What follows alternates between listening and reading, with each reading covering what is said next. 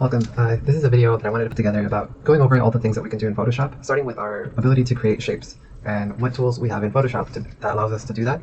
Our brush tool is one thing that we can use to create shapes.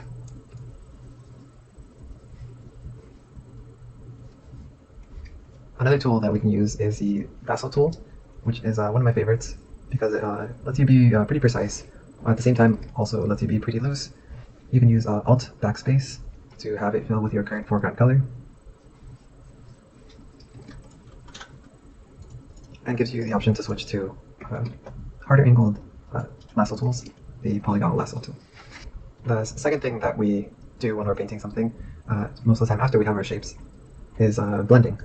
So how can we do that in Photoshop? Our first option is using our brushes and using the Alt key to eyedrop values. Depending on the opacity of your brush, or if you go to the eyedropper and add in some midtones yourself, then you can eyedrop the middle section and then paint lightly over to help create these softer transitions.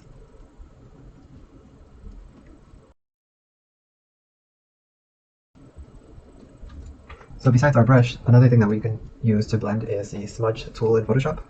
If you don't have a smudge tool in Photoshop that you're able to use, I will try to provide a link to the one that I use, and I'll be demonstrating how it blends here.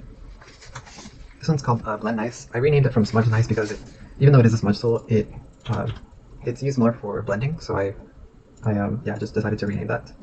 But you can see it just blends some of this together. If you're curious about recreating this, I did not create this, but I can just briefly put the settings and you can pause the video.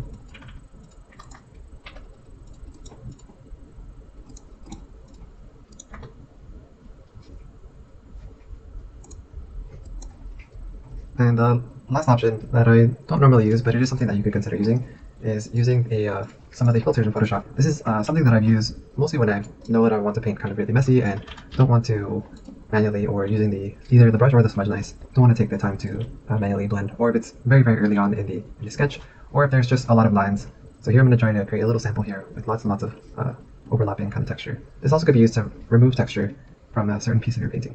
Okay, now that I have a lot of overlapping pieces here, so from here I'm going to go to Filter, Blur, Smart Blur, and that's going to bring up this little menu here. You can see it starting to kind of blend some of the pieces together, and you can adjust here to see how it's going to look once the blending has been applied. It appears the higher the threshold, the more it will blend, and the radius also affects the blending.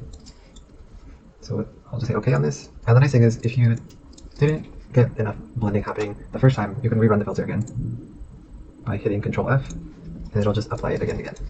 After this, another thing that we sometimes will do as working on a painting, especially if we see something that's slightly off, is trying to use transform tools to correct those mistakes. So the first tool that I'll mention is using Photoshop's Liquify, which is here under Filter, Liquify.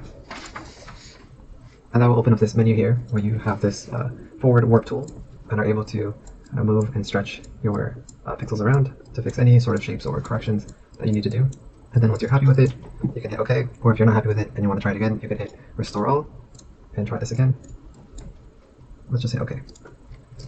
The second one, that is a little faster and maybe not as precise as your previous one, is using the Warp tool.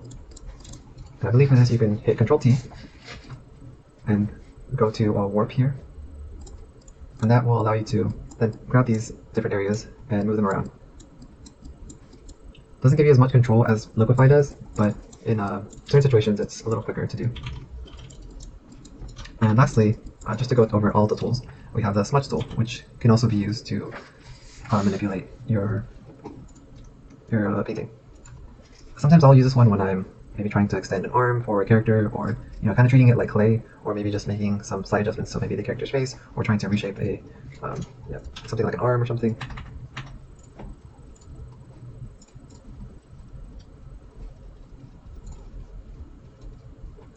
I like to use this one in combination with the lasso tool so that I can pull pixels up to a certain kind of space.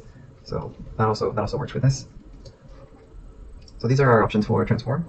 The gradients do help to reinforce the light source, to add a little hint of color, and gradients in general help move the eye across spaces of your painting. One that gives us the most control is the soft brush. in order to create subtle gradients. Let's say our painting is this triangular shape. And we can create these kind of subtle or strong gradients, either to light or to dark. Another option that we have is to use the gradient tool up here, set to foreground to transparent. That's this here, foreground to transparent. And then I like to use the radial gradient the most. Linear I will use sometimes. And yes, nothing special here between normal or opacity, but you can set this to other things like color dodge if you want to help introduce lighting. If you're using it for color, I will recommend, just in general, for color, overlay, soft light, hard light. Most of the ones in this area work pretty well, and also maybe color dodge and linear dodge. Right, and then here we're going to use the gradient tool on this piece of triangle, and just by dragging and pulling, you can kind of increase the size.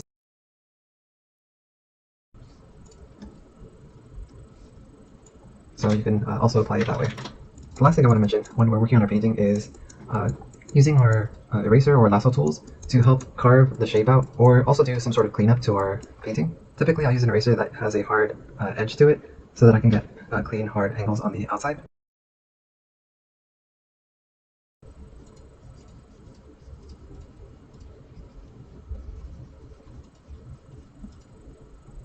And the other option is to use our lasso tool in the same way. We can lasso tool certain parts of our painting that we don't want, that are toward the outside, and erase. And then just to make this clear, I'll make these darker and demonstrate them again. Using the eraser to clean up the outsides of our silhouettes. And same for our lasso tool, just selecting and hitting delete or backspace. Alright, thank you for watching this video.